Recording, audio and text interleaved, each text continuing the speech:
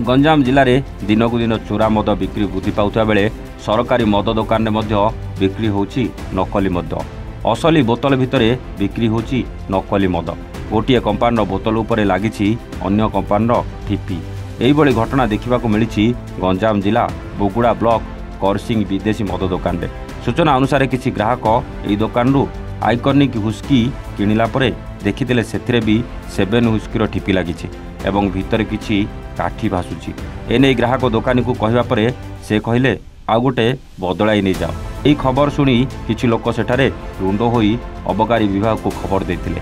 खबर पाई बोगुड़ा पुलिस, बोगुड़ा अबकारी विभाग और भंजनगर अबकारी थाना इंस्पेक्टर डबोधर हरिजन सेठारे पहुंची तदंत करने सहित सीसीटीवी और दुकान जांच करी परीक्षा पाई किछि सैंपल संग्रह करछन्ति। एपरिक दुकान रे रेड चार्ट एवं लाइसेंस नथिबा बेले प्रिंट रेट ठारू अधिक रेट्रे मद बिक्री होतबा अभियोग कले ग्राहक को खराब व्यवहार देखाउतिले। एही अभियोग पाई अबकारी विभाग संपृक्त दुकानी को तागिद करने सह आगामी दिन में एभली अभियोग आसिले दृढ़ कार्यानुष्ठान नेबा सह मद दुकान को सील कर दिया जियो बोली कहिसंती।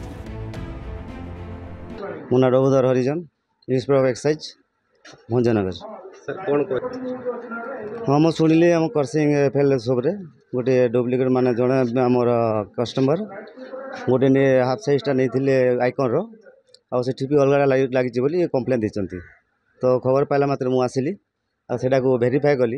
एक्चुअली से कंपानी लेवल आटा को आम लेबरेटरी को पठेबू जदि टेस्टिंग से खराब मद आसे ताले आम कार्य अनुष्ठान ग्रहण करूँ।